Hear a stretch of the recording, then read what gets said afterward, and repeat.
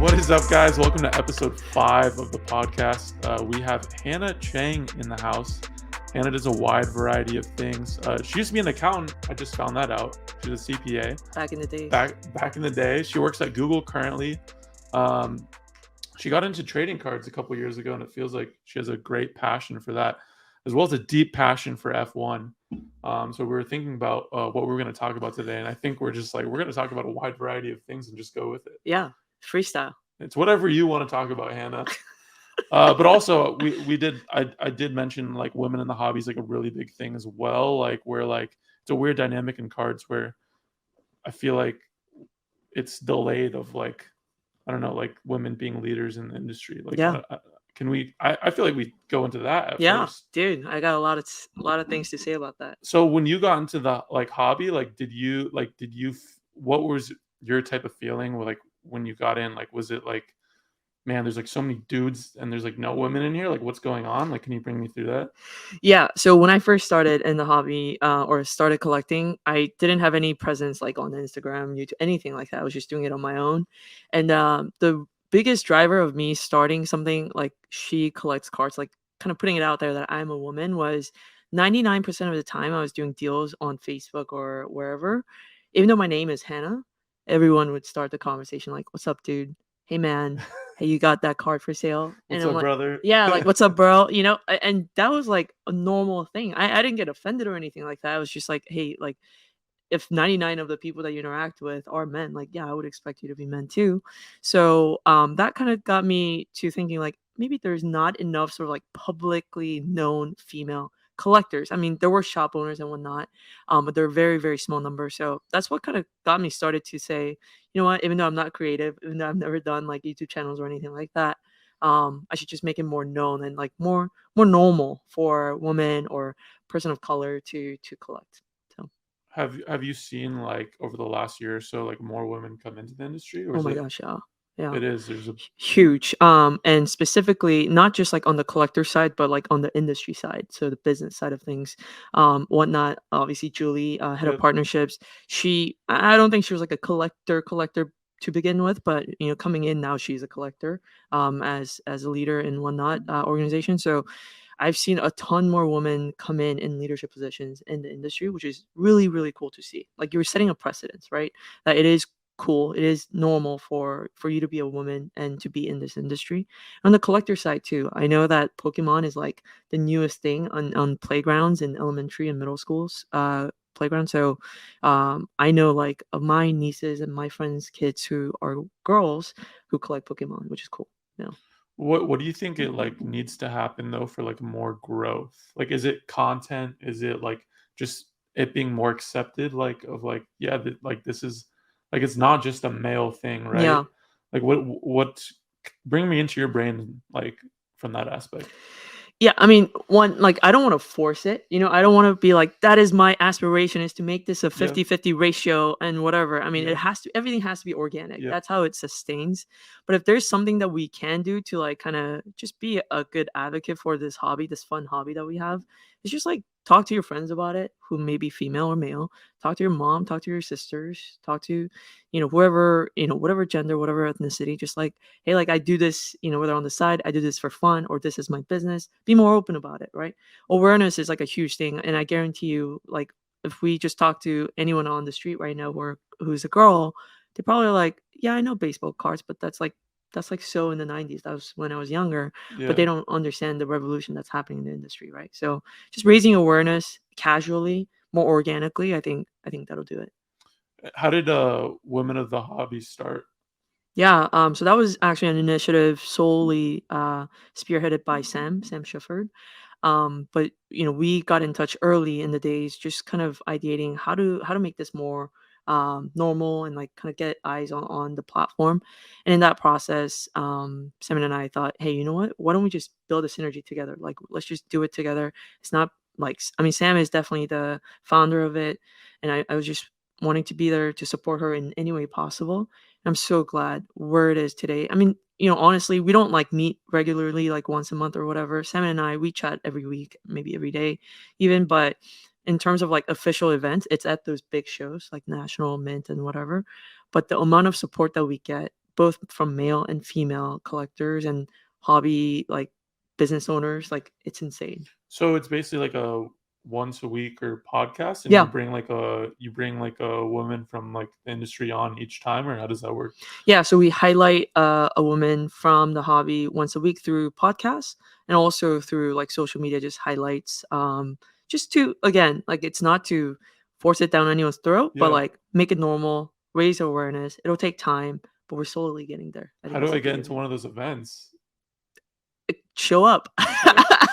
I saw the one at the National. Yeah, That was that was fun. that looked dope. Yeah, I mean, it's I think the tab was paid by either Leighton Sports Cards or Bullpen, so thank you.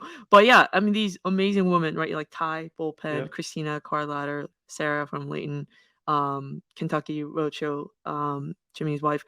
Like they're amazing people. They know the Yeah. hobby so much more than anyone that I've ever talked to, and just sitting down and talking to them is just like, wow, And they're they like, all have a good like niche, right? oh yeah, Like Ty, like card shop, like yeah, wax, like knows that stuff, everything, right? yeah.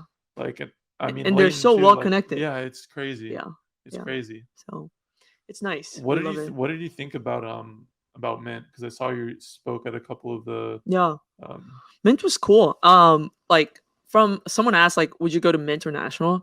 I think from a card like inventory perspective, nothing's gonna compare to National. Like Yeah, National is like it's you go dope. there, there's not a single card you won't find. Yeah, You know what I mean? and it takes like a mile to walk to the other Yeah, side of the yeah. room. There's no way that you can see all the cards there, first Yeah, of all. So from an inventory perspective, National hands down, that's like the collector's thing. But Mint was cool because I felt like it was like a tech industry summit. Like they made it very innovative. A lot of the things that were done around the showroom were really cool. And then the panel stuff, it's very like industry summit-ish. So I would say Mint is more educational and like it gives you like a bigger picture of like what's gonna happen in the future of the hobby, and you hear directly from leaders, right? And so if you are a shop owner, even if you're like a deep in collector, I think it's beneficial in knowing sort of the direction that the industry is going to go to, because it's all self-fulfilling prophecy. If somebody comes out, for example, if Fanatics comes and say, we're gonna release Jackass and then Nike and then so on and so forth, that actually changes some of the characteristics of the industry, from here on out. So I think it's just extremely educational and informative in a time of networking. I know you were there too, but I felt like I had like 2 breakfasts, 2 lunches, 3 dinners, and then club after, and then coffees in between, just like chatting with with people. people. Which we see that at the National too, but because we're so focused on some of the cards moving, Yeah. I feel like it doesn't happen as much. But Mint like made that happen. Like they made it so easy for people to go grab coffee because it's in Vegas, right? Yeah. To go to clubs, to go out for drinking and just network. So Is it crazy to see like all these kind of startups happening around the card market? Because that's like a lot. When I went to Mint, I was like, damn, like yeah, there's there's so so many many. companies starting up and like Yeah, getting funding and like yeah, yeah, whatnot. Yeah. But is that like weird to you? Like, because 2 years ago it wasn't like it that was at not like that. all. It was It's not like completely that. different. Yeah, Like, and exactly. now we're just like seeing this boom in startups. Yeah, I mean, let's just say that people can smell money. People see when there's like low hanging fruits and opportunities. And so, especially, VCs and startups, they see an easy opportunity in their perspective, right? To make the hobby or the collector's journey better, right? There's a lot of things that are broken, right? Today, 100%. from waxes, distributions to applications to eBay, like sellers, like buyers, all of that. So I think a lot of people are interested in making it better, and in return gain a crap ton of money. So is it surprising? No. But is it surprising how many are coming in every single day? I'm sure you get hit up like every day to like advise and like whatever. Like it's insane how many startups are happening. Are you like a little like scared though at the same time? Because like with startups, like yeah, you get money and it comes in Yeah. and it's good, but then you know most startups do kind of fail, right? Yeah. So I mean, we saw a couple examples recently, right? I mean, I don't know what Stars. happened exactly with Star Stock, Yeah. but it didn't go as planned right there. Hmm.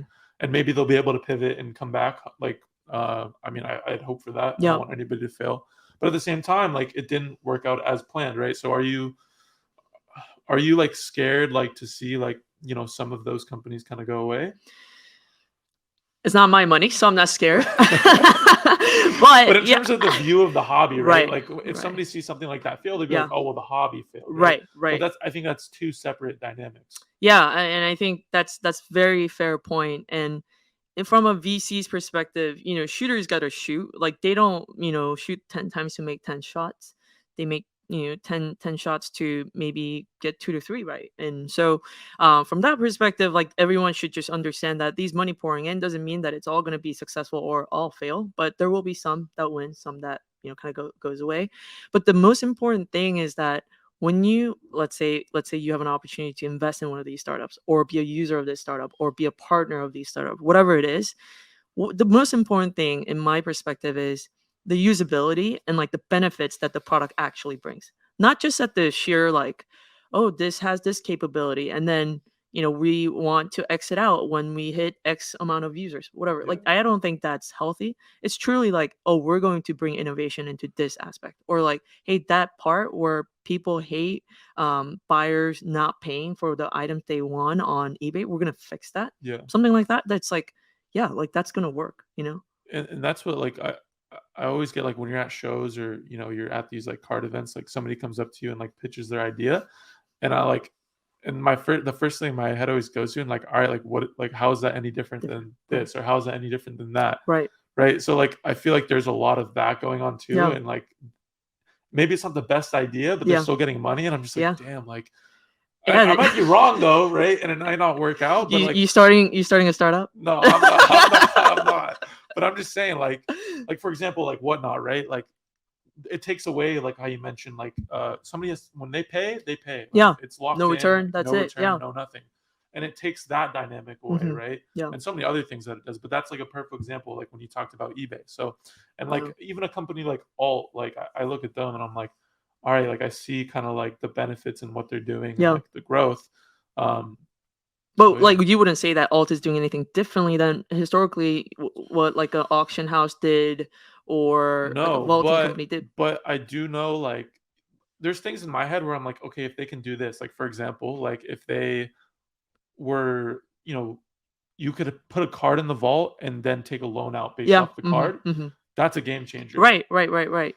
So like it's not there yet, but like I do think that there's like pieces in For place. sure. Yeah, there's definitely a lot of overlaps in like companies that are coming in. Like they're basically all doing the same thing, but maybe in a different UI, different focus, different marketing strategy, etc. I don't think that's actually a bad thing. I think in that healthy competition, we get the best product to outlive, and to really change how we collect. Right now, how we collect is very broken. Right, every cycle you have to like drive over, get your waxes, come home, open it, and then you want to grade the cards. Now you have to either use a third party or drive over to PSA, get it graded, get it back, and then now to sell it, you have to use a different platform, etc. It's just like a nightmare from a That's training where I feel like perspective. we're envious of Yeah, NFT it's people. just like this, right? And you go to, yeah, it's amazing. It's like, oh, I can sit on my laptop and buy, sell, and trade. Yeah, yeah, exactly. And so a lot of people are going to try to solve that, and I think the more eyes on it, better for us as collectors, right? Who are in the hobby. And there's not a space in this world and industries wise like it's never one person take it all, right? Even in cloud, you have AWS, you have GCP, you have Azure, you have Baba. I mean, so it's a healthy competition in my perspective. I mean, of course, we're third party, so we can't really tell what goes inside. But I think in general, this is really good for the hobby because all these smart people are coming in and saying we want to innovate and we want to make this a better experience for people in it. We're all for it. Yeah, and I think the only thing I guess like the startups have to be careful of like is creating like some sort of bubble, right? Right. I Yeah. mean that's like the scary. There's a lot of, in my opinion, I'm seeing a lot of like leveraged money right now Yeah. out there, Yeah. and I'm like, and there's signs of that, and that's like the one where where it scares me a little bit. Yeah. But I do see also like some great like leaders that want to innovate as well. So Yeah. So only time will tell. But yeah, the leverage money part is extremely scary. But hopefully it doesn't create like a massive shock. Like do you see that too though, or like yeah, yeah? of course. And like all of a sudden, all these people who were, like buying 1, 2 cards, now they're buying 100, 200 cards. It's scary. It's scary, Yeah. right? And Yeah. I don't think people understand like the the amount of impact that could have. Yeah. Like one little downward cycle can It's all change everything. exactly, it crumbles, right? So yeah, there's a lot of like human psychology, I think, involved with it as well. But with everything, if there's like a quick win, there's always a quick loss as well. And so I'm hoping that everybody, kind of basically like don't go over than what they can chew. Minimize your risk as much as possible, but also have fun. If that means taking some risk, yeah, I'm all for it. But yeah, don't put your life savings on this. That's what I'm saying. Are you into NFTs at all? Like, I did Top Shot back in December 2020. okay, And it was very coincidental. One of my college friends, he was doing marketing for Top Shot. They were just getting started. He ran into my channel and they wanted some kind of crossover from people who collect cards, sports cards specifically. And so they just like asked me to make some videos, and in return, I got some packs, right? So it was like healthy in that way, but I got into it a little bit, but that's really it to the extent of my NFT experience. so you haven't got into like NFTs hardcore except for Yeah, because Top Shot. like one, I'm very risk averse, as you know. Yeah, I don't like to take too much risk. But secondly, I do feel like NFT, and it's not a novel thing. Like Gary said this, like a lot of people have said this. It's so early on in the adoption phase. Like it feels like back in 2015 when I bought an electric car. Like I was literally the only one driving an electric car. It was an e-Golf VW, and I don't even know what that is. I couldn't charge anywhere. There were no charging stations back in 2015. So even though I thought I was being innovative and I was saving the world by driving an electric car, like it wasn't that momentum wasn't there. So I was riding 83 miles on electric charge, and when I'm down to that last 5 miles and I don't have a charging station, I'm panicking, and I Yeah, was like, this is not good for my yeah, health, right? But fast forward 6 years, now in 2020, 2021, Tesla is everywhere. There's Tesla chargers everywhere. There's charge points in Whole Foods, like post offices. I saw random malls. Like it's more ubiquitous, yeah. meaning that the crash will not be as like traumatic as it was for me back in 2015. So different industry, but like NFT felt a little bit like there's lessons to be learned this season. I'm sure a lot of people will make a lot of money, but a lot of people will also lose a lot of money. And I didn't want to be kind of caught with my pants down and like learn the hard way. So I want to see it through a little bit, maybe get into it in a few years.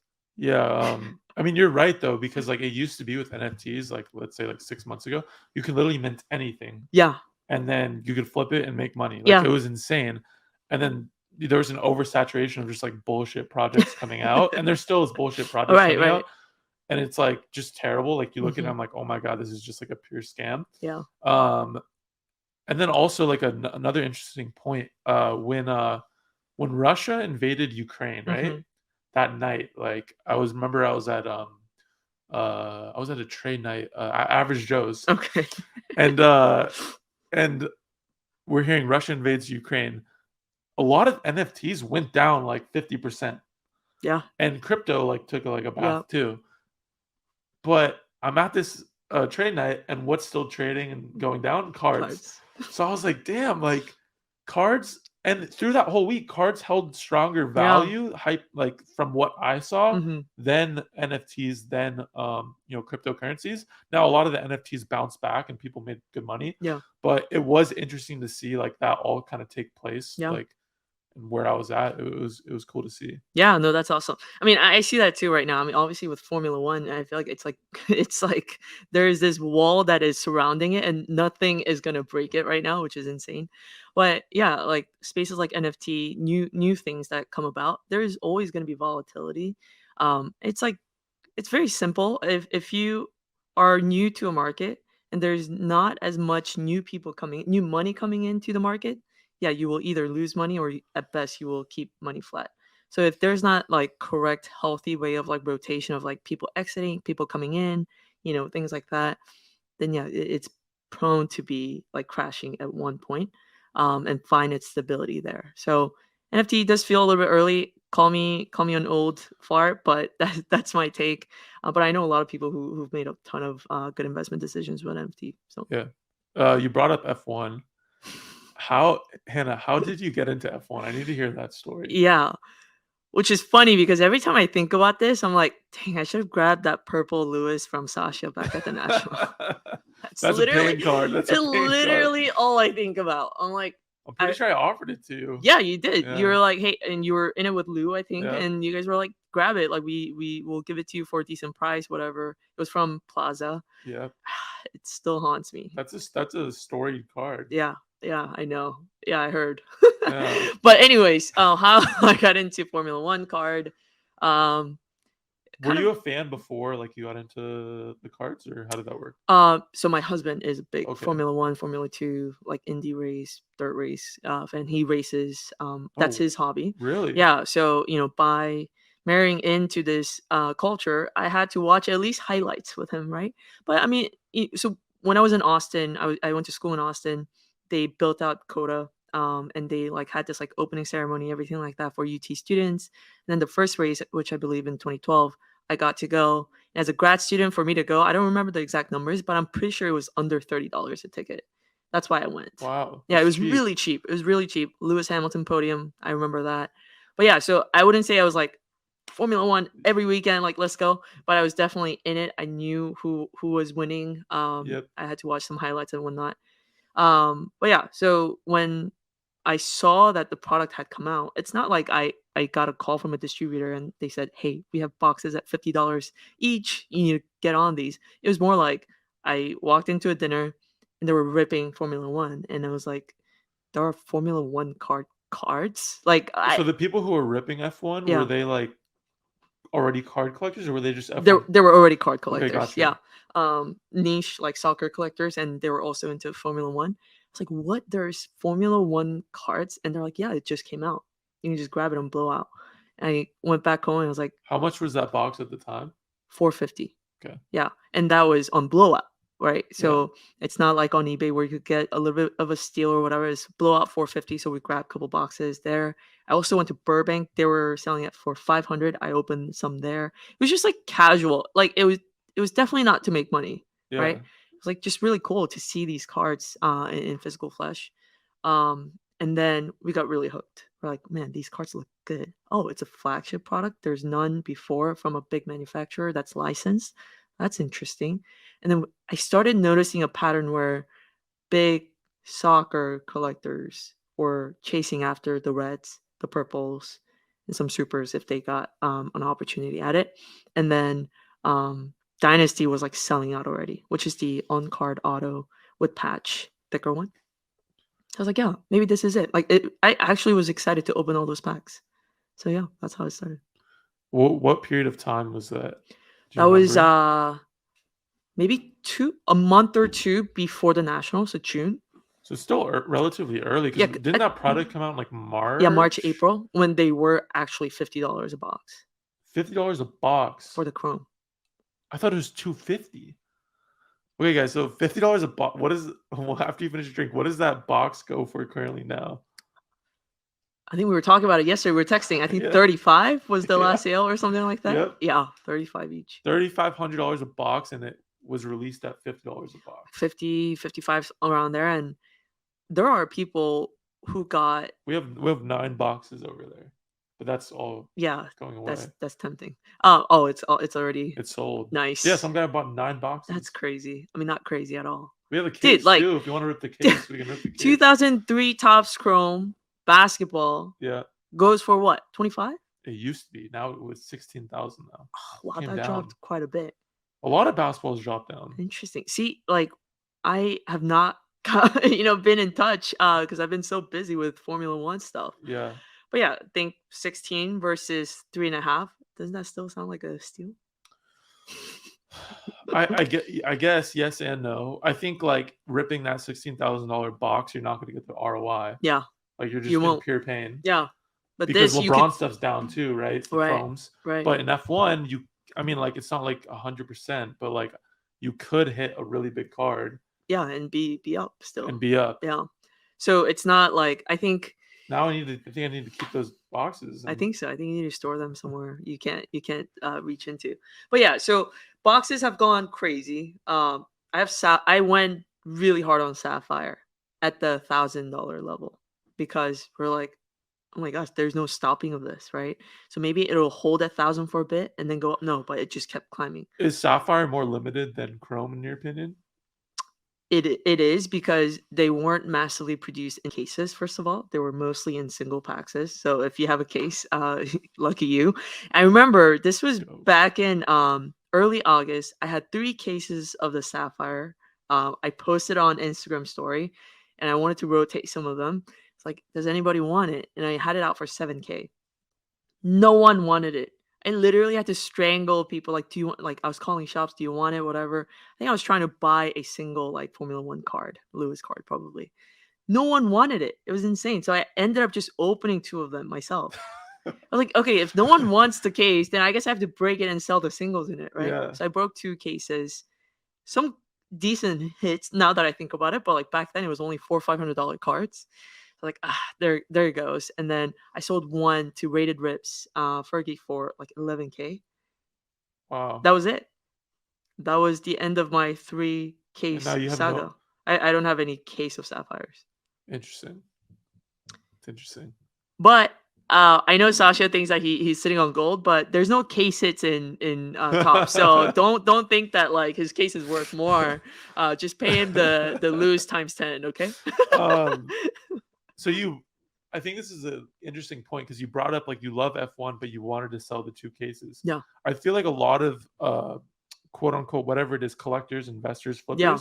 like they get into something that they really enjoy and love, and then they don't know how to like separate the well, I need to move this stuff to like, well, I like it and why would I move it? You know what I mean? Yeah. Like That makes sense. there's bankroll management that comes into play with that. Can you kind of like take me down like how you operate, like in terms of like, well, I'm passionate about F1, but I also need to move some of this too. For sure. Yeah, if I didn't have a bankroll to manage, yeah, I would not manage it. I would just keep everything I want, right? But I, still feel like I'm at a point in my life where I need to be a little bit, I need to steward my money better. And so I like to play safe. I think you guys probably think I'm really boring. I am. I don't take much risk, but like essentially get to a position where you're playing with house money. That's the place that I get very comfortable at. And with Formula One, that has been the story since the get-go. So I'm very happy about that. But essentially, let's say I open an entire case that it cost me 5K to get the case. I sell 2 cards and they were 5K. The rest is free. So then I feel a little bit more comfortable at that point. I don't really rush into it, especially products like Formula One. You know that tomorrow's price is going to be different than today's. But especially with basketball, I try to minimize my risk by playing with house money and kind of evening out with a couple sales. And then from there on, I can get creative with whether holding it long term or even rotating that too or trading it, whatever. So yeah. So you basically like flip to collect almost in a way. Yeah. Yeah. I mean, I would say I'm a collector, but there's not a card that I would be like, I'm taking this to my deathbed. There's always something you want to chase. Right. Almost. Right. It's the chase that keeps me here. And it sounds kind of stupid, but it's like it's also a game to like predict the market and seeing if you're right or wrong. Fun Cards asks, I want to get my first F1 card. Who can I get cheap that I can take a shot on? Maybe an F2 guy. So this is just personal preference. Yeah. If I was getting into Formula One and you're like, okay, I don't want to like go for like Lewis or Max or whatever, I would actually do Gasly. Gasly, if you watch, I'm sure he's an amazing driver. He pissed off wrong people, so he's where he is in AlphaTauri car. But there are a few seats that are potential openings. For example, Ricardo's, McLaren, Perez, maybe in a year or two.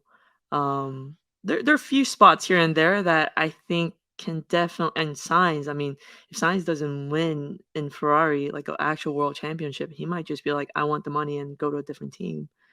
Gasly is a really good, I think, prospect in my opinion. I feel like people are starting to go for young guys because they see like the risk to reward. Yeah. Is that something you're looking at too? Because like, I mean, hammy stuff is like pretty ridiculous. But I mean, I could go up more too at the same time. I don't know. Yeah, I don't know. But like when you look at like even like a guy like Russell, like Yeah, the risk to reward I feel like is there where people like making their bets because for they sure. look at the prices of Max and Verstappen and all those guys and they're like, damn, if these guys can win, Yeah, then the prices should go up. for sure. Like Russell, his prices went up tremendously last season. I think he was a last season play because he was in the Williams seat, and then the speculation was that he's going to be a Mercedes in the future. Just like drove up his price like crazy, even though he hasn't won a single like race, Yeah. right? So I think that was like more of last year's play, but there's still room. He won last race as third. He beat Hamilton. He went podium. Huge potential, but the risk there is Mercedes going to be competitive top one, two, over the next few years? That's like a big thing, right? Is the car going to support the driver's ability? So from a play, and then Leclerc was a great off-season play. Yeah, yeah. Because Ferrari during testing, all these leaked photos, they looked amazing, super fast. But hindsight, so did McLaren, so it's double edged. But so Leclerc was a great play for those hardcore Ferrari fans. But this season, I mean, a lot of things are already priced in. The top 10 drivers, it's already priced in. So my take is Gasly. I love Lando, so Lando is my PC after Lewis, but Lando is also expensive because he's gonna be like goated as McLaren. So I think Gasly is really the guy right now, really up in the air. Like he could really just retire as an AlphaTauri for and then just be gone, or like he becomes world champion in the future. Could you take us through why I feel like a lot of people who look at F1, they're like, why is it so expensive? Why are these cards so hard to grade?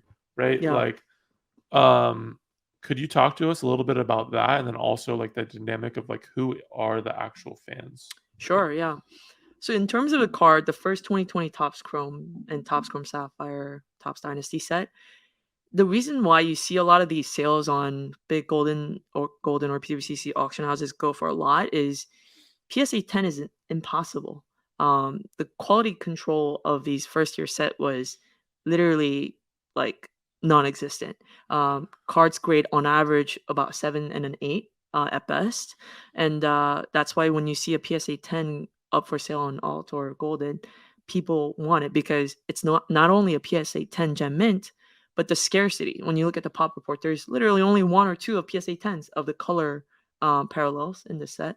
So that's why it's very, very unique. It's like, think if you could get Kobe or LeBron PSA 12. Yeah, it would go for a lot. Or if there's only like 3 LeBron Chrome PSA 10s, it Exactly. changes that dynamic Exactly. completely. Exactly. Like Black Label.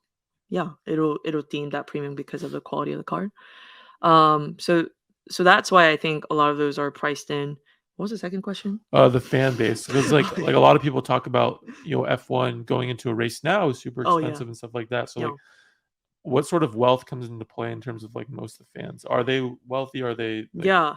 I mean, yeah, it's a leading question here. I'm leading you right into it. But yeah, if you look at where the races take place around the world, it doesn't take place, unfortunately, in Dallas, Texas, or Milwaukee. No knock on Nady, but it doesn't happen at those places, right? They happen in like upcoming race in Italy, Imola, like crazy richest part of Italy. It takes places in Monaco, Middle East, Saudi Arabia. I mean, it's money, right? Yeah. And the amount of sponsorship that, I mean, like Rolex is just like a casual sponsor for them.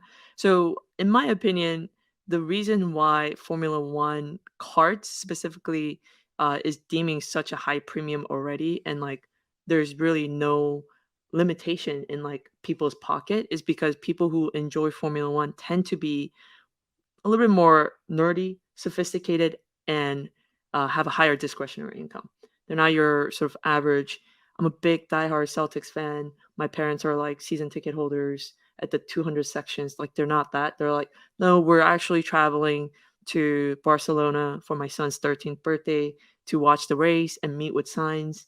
It's like the package is around $50,000. And how do you see like the fans coming into like the cards? Like, what are you Yeah. seeing kind of? So there's a little bit of both. From what I noticed, and F1 community is still very small. There are folks that have done basketball, football, stuff like that, soccer specifically, and then they found out about F1 and joining in. But we actually also see a ton of people who are like, I am a Formula One fan first. I noticed that in an auction, in like some Dutch auction, that there's like helmets, there's suits, then there's cards. I thought that was interesting, and it's like autographed and it's authenticated. So that's like a pull for them. So I would say it's a good mix. I don't know what the actual distribution is, but we are seeing brand new card collectors coming in through Formula One. It's super interesting. Yeah. It's just like, it's especially when I first got into it, like at the national, even then I was like, this is so high. But then like it's like almost like every week, like it goes up and then it goes up a little bit more. Yeah. And then goes up a little more. Then there's a huge sale. And then you're like, what is going on? The It's demand is scary. insane. It's scary. I mean, to be honest, to be perfectly honest, I want it to slow down a little bit. Yeah. It's like moving up way too fast. But it seems like the more people you talk to about it, the more people get into it. Yeah. So the demand continues to. Yeah. I mean, the folks that are coming in maybe in the recent like month or two, I do feel like there's a play of FOMO, right? I agree with that. There's FOMO and there's like Drive to Survive season 4, some publicity there. So now they're still testing out the market in a sense, right? They open a box, they get a good card, they're like, should I grade it? Should I sell it? Should I keep it? Right? That's the perspective. But and some of these guys, the OG guys who've been collecting Formula One since like 2004, 5, or even the vintage stuff from 80s and 70s, they're like diamond hands at best. Like it's insane. Like you try to move an 84 Senna card from a guy, like you can't. He's like, Yeah. this will be the last card that I'll move, right? So it's a little bit of both, I think now. But what keeps the market going, in my opinion, is market going as in like the price is going up. Is Formula One collectors don't need money. They don't want money. They want better cards. That's been my biggest struggle in trades. It's like I'll just buy it outright. They're like, no, I don't want your cash. Go find me this other card and we'll talk. That's interesting. So I hate it. Yeah, because you can't get stuff done. No. So my boat, for example, to get a nice Lewis Hamilton Dynasty patch is gone. It's no longer there. The opportunity is not there. Because like in basketball, it's completely different. It's like if somebody sees, if you offer them like, cash, yeah, they'll listen. Right. Take it, exactly. Right? Yeah. Oh, and another thing is because Formula One is an international sport, right? Think it's World Cup of soccer versus like US soccer league. Okay. So it's extremely international. There's a ton of collectors. I would say more outside of US for F1 carts than in the US. So like what the key thing about being an international collector is infrastructure wise, it's hard to flip. For example, you want a card shipped to you, it takes you weeks, if not months. It can get stuck in customs. You have to pay for ridiculous shipping, whatever. So that timing essence is not there, right? Flipping, you got it. It's like this, right? Yep. You want it, I'll ship it today, overnight, boom, it's there, whatever, right? But as an international collector, flipping is actually not easy. So what does that mean? People who collect these stuff, they're actually collectors. They don't buy it to sell it a couple months later because it's near impossible to do that. To get the card in, to get the card out, to time the timing well, it's hard. So I think that's another kind of stronghold that's keeping the market strong, is that there's not much of like volume transactions at the mid to high end. Didn't you have like a scenario like that? Like you bought some hammy cards like from the middle of nowhere Yeah. and then you sold it. Like, can you take us through what happened there? Because I don't know too much about that, but Yeah. I know enough to ask you the question. I think you're talking about, so a friend, Jack, his name's Jack, sent me this link from this Dutch auction. It's like this small auction site in Netherlands. Had the entire set of the 1984 Panini Scratch and Play set. That's Senna's rookie cards. So it's acetate cards, meaning literally you brush it on your leg, it just gets scratched up. Oh wow. Yeah. It's insanely. Was it graded? It was not graded. It was in a little binder of this size, and the pictures were not even like good quality. You couldn't tell what the condition of the cards were. Yeah, I didn't even know there were auction houses in the Netherlands. So that's like one thing, right? There's auction houses locally all over the world where you can find really, really good cards that collectors just either pass away or they feel like it's time to move on. Anyways, so everyone was passing up on this because the pictures look so bad that you can't tell the condition of the cards, and it actually looked like it was cut. So it was a perforation card where you had to kind of rip it apart from each other. But if it was cut, because as a kid, right, what would you do if you want clean edges? You go cut it, Yeah. right? Then PSA would not grade it as good, or they would mark it as manipulated, right? So a lot of people were passing on it. At that point, I spent about 2 weeks trying to look for those cards, and no one was give them up to me. So I was like, you know what, F it, let's take the chance, right? Buy the card. It's an entire set. I don't even know the entire cards that are in that binder. They just took a couple photos, terrible photos. And it's supposed to ship UPS. I'm like waiting, checking every day. It was like $12,000 for the entire thing. And then UPS calls me and they're like, we gotta check the customs here. It's we don't know what's in it. We gotta check. So they opened it up?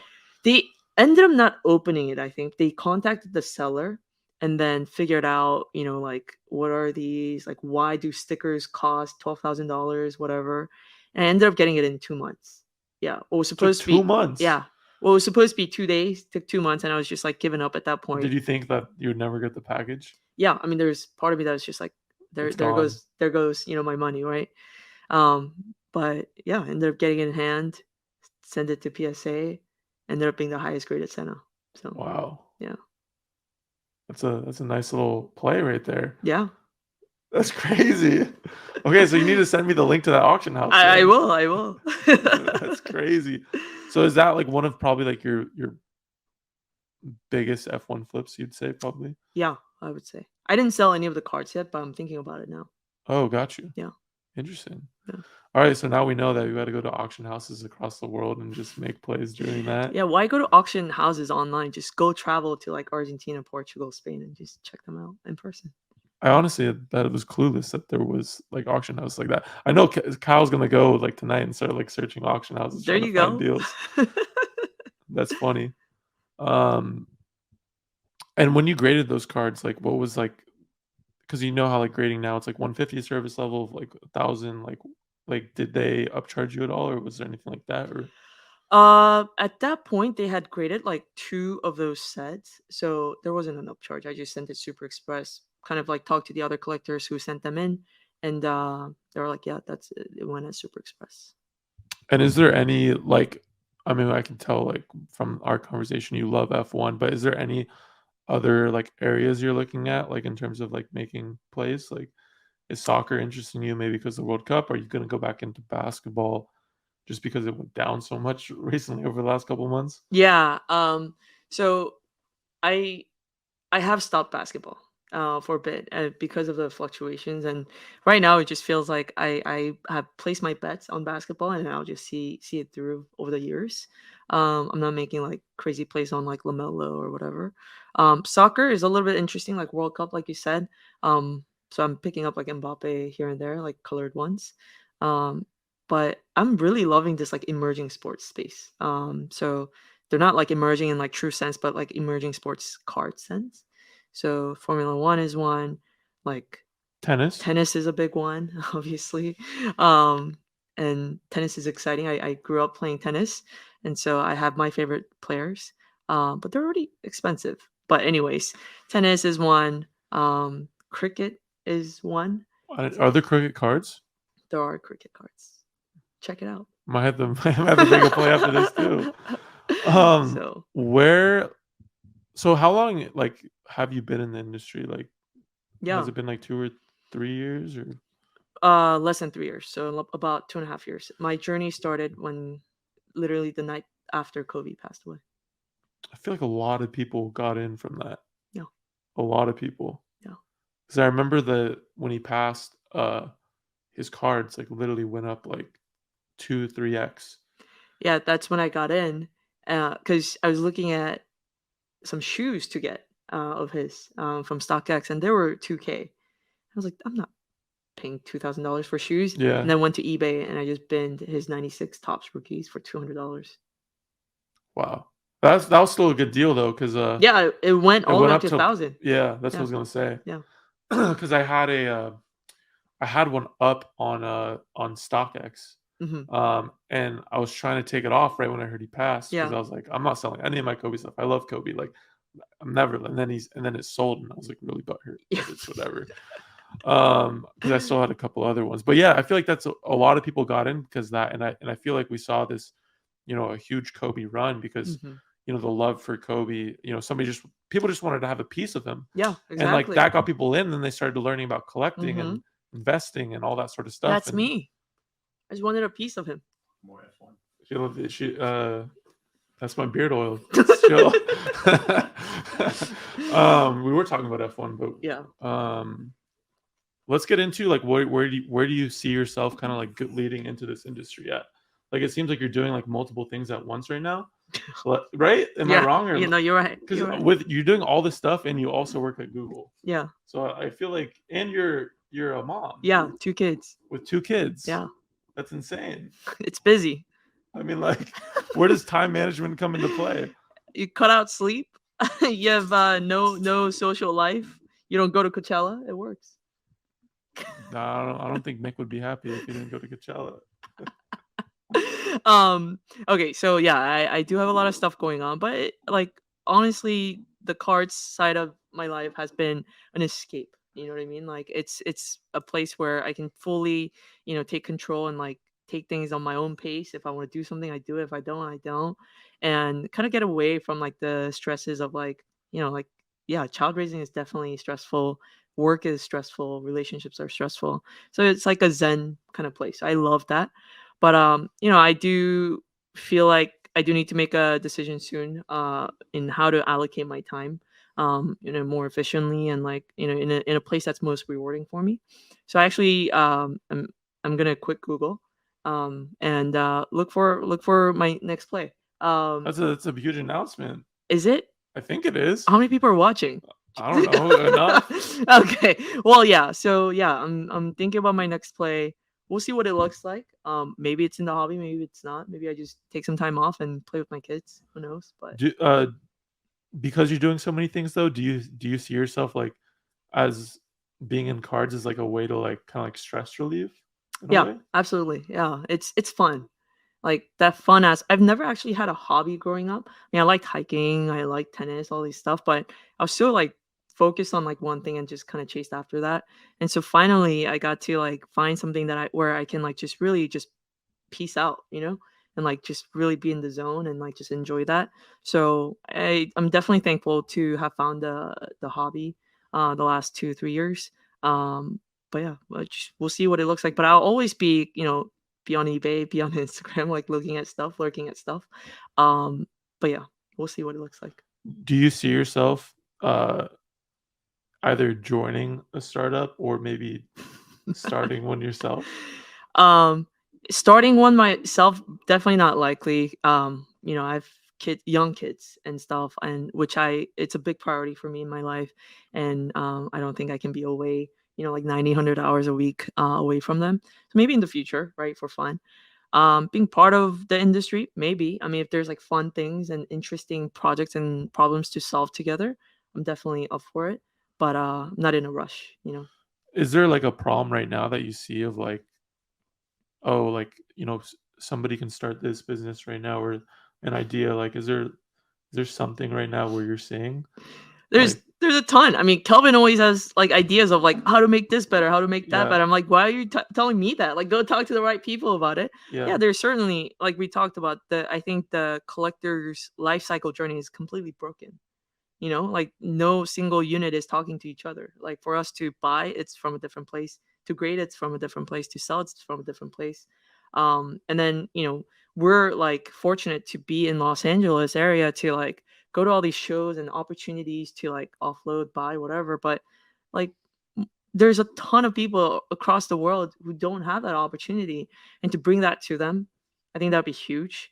I think there's actually a lot of places to make improvements. yeah. I mean, I can think about a bunch right now, and you're right about Kelvin. Like, he'll call you, and he'll be like, Just like, "This is what's wrong with the industry." and I'm like, why are you telling me? Exactly. Yeah. So yeah, I mean, more problems to solve means great thing because I think those are great opportunities to innovate. I mean, let's be real, right? Like this hobby industry, this sports card industry is from an innovation standpoint, extremely behind. I would say like at the levels of like healthcare, for example, or maybe even more backdated than that. So I think there's a lot of room for opportunities to like kind of up level the industry and make it easy, more efficient, more fun for collectors. And that's where like I I think like there's a lot of like good things I see in the NFT community.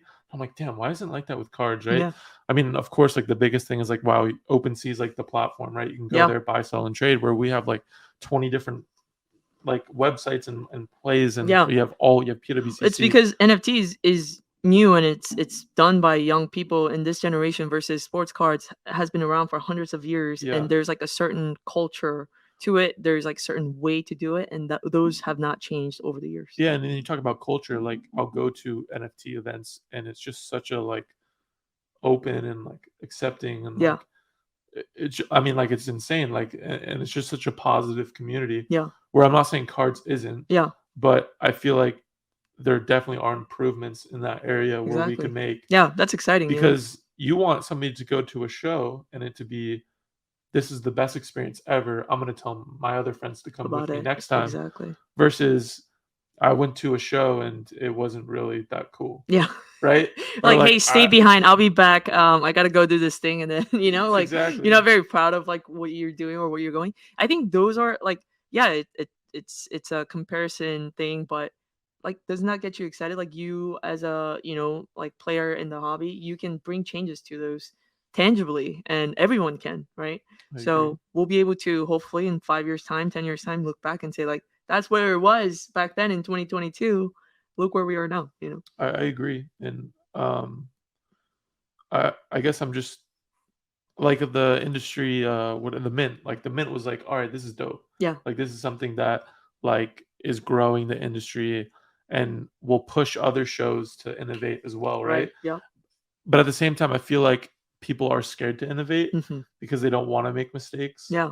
because they don't want the risk, like all They're those little things. comfortable, right? They're comfortable where they're at. Exactly. Yeah. I mean, I hear that a lot with hobby shops. People are like, well, we're comfortable, Yeah.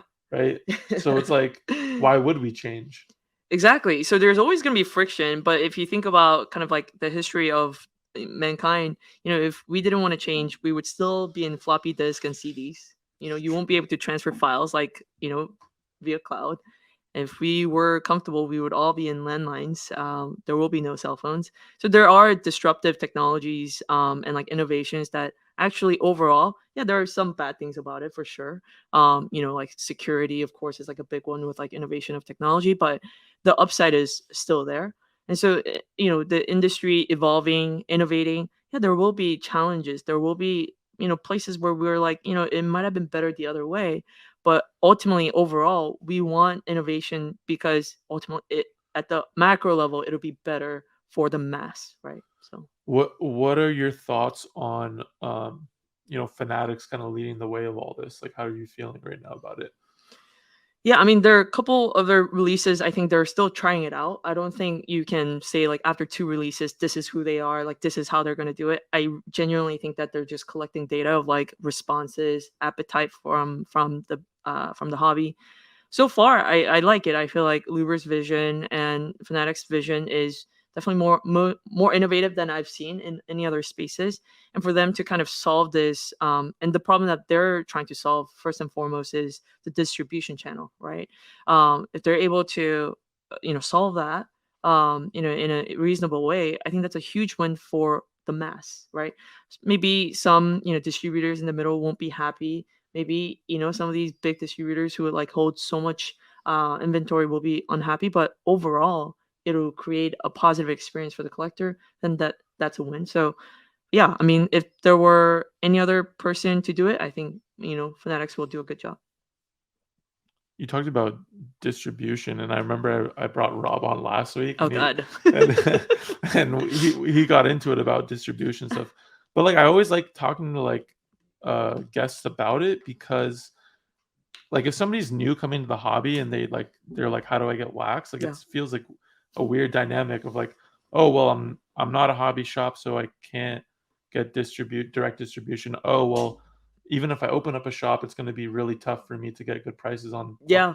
And then it's like, all right, if you're a breaker, you might be able to get some, yeah. Like, so how do you get it? Like it, what do you want to see happen? Like, do you want to see it like, okay, I can go on Fanatics website in a couple of years and just buy it direct to consumer of whatever the hobby shop Yeah, is selling it at too? yeah. Or like, I don't know, like what do you want to happen just as a consumer? I mean, if we want to increase the overall size of the pie, that definitely needs to happen where ease of access to inventory has to be there. Whether it's directly like, Target isn't just like limiting you to one per box or whatever, or like they just completely run out, but that ease of accessibility needs to be there for the pie to grow. And that doesn't mean that everyone's going to make money. Like they'll buy a box from Target, open it, and then flip it for 2, 3 times the value of the box. But it's more so, I mean, what consumer goods, right? You think about aside from collectibles, you can think about where you buy something and you flip it for more. Like if I buy, random shoes, I'm not going to sell it for more. If I buy random clothes that I've already worn, I'm not going to flip it for more. So if it truly becomes like a accessible consumer good, that means we increase the overall pie, but the opportunities to make it an investment vehicle will go down at the average, low to mid tier cards. But obviously, the investment aspect will still be in play, in my opinion, for cards that are hard to find, scarce, and goated, right? Yeah. So I think there will be a bifurcation of like, hey, here's how we're gonna grow the hobby, which is Fanatics gonna do really well. I think whether it's through their own Fanatics brick and mortar or online website or through partnerships, to do that. But the investment part, the collectible, like I want to put my money in a non alternative asset, then like this will be a category. Those will be a very, very two different, like type of audience, type of market, type of opportunity. So You brought up a great point though, in terms of like you broke down like values of cards versus like Fanatics growing the industry. yeah, Because I feel like a lot of the same way. I'm like I think people think that Fanatics like will grow the industry, meaning the values of cards will go up. Where I think that's like two separate things. yeah, Where I think we've already seen a ton of growth the yeah, last like 4 years of yeah, like cards going up. It's like I think it'd be, except for the rare stuff, right? yeah, Rare stuff will always hold value, or grow up. You yeah, just need only a couple more buyers for prices to elevate on that sort of stuff. But for the vast majority of the rest, right, I think we're kind of gonna head into a more stable yeah. period. Exactly. Like it's a simple equation. Like market value equals volume times price. Like they're not gonna increase the price of the cars. They're gonna increase the number of people that are gonna come in, right? The volume part. And by that they increase the overall pie. So I mean that's how I think it should be so that it's more accessible, like as it should be. Like 10, 15 year olds should be able to like open boxes again, like for fun, like for the enjoyment of it, versus like I'm gonna open this and like buy a house with it. You know what I mean? Like I think that is a totally different category from, like that impossible, like high end collectible items versus, like what Fanatics is trying to achieve. What do you think happens with breakers, with Fanatics coming to play? Man, he's asking some tough questions that I don't know the answers to. I don't know. Like maybe breakers will get hired by Fanatics, right? Like so for people who don't have direct access to Targets or Walmart partnerships, right, across the world, what they'll do is they'll hire mid breakers to break for them and then ship it to them. I don't know. I think, but the margins that breakers are seeing today, it's abnormal. I mean, they're not offering a big service, right? I mean, don't get me wrong. Some breakers like Mamba Cards, very, very entertaining. I just watch him.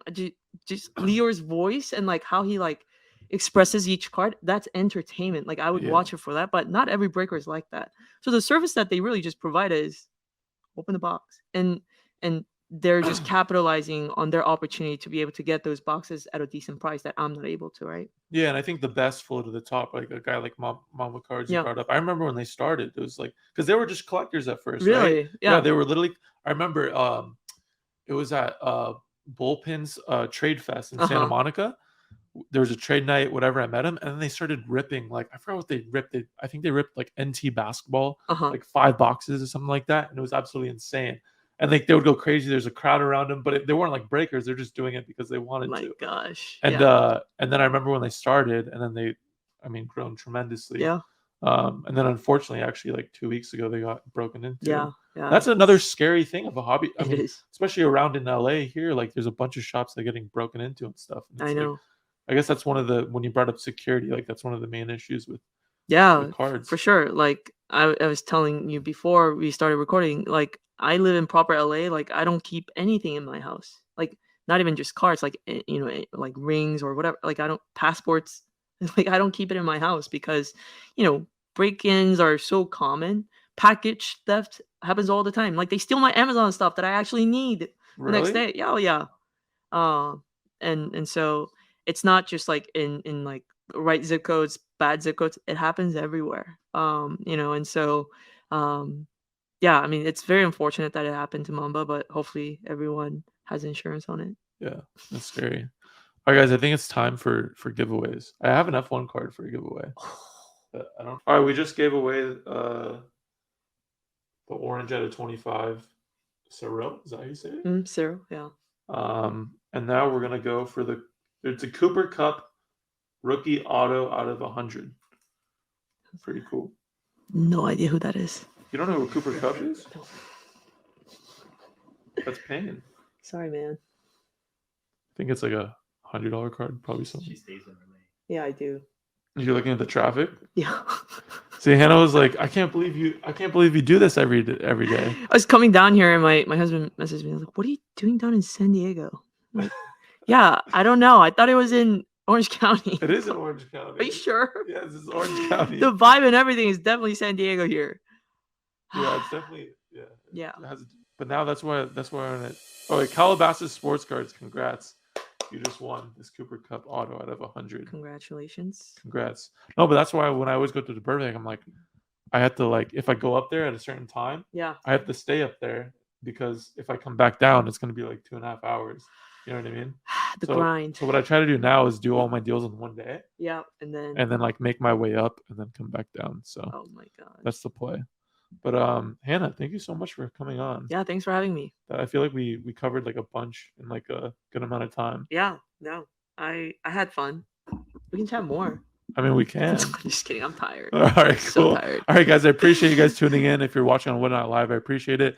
If you're watching on YouTube, make sure you like and subscribe. If you're listening on Spotify or Apple Podcasts, make sure you leave a review, and I'll see you guys very, very soon. Alrighty.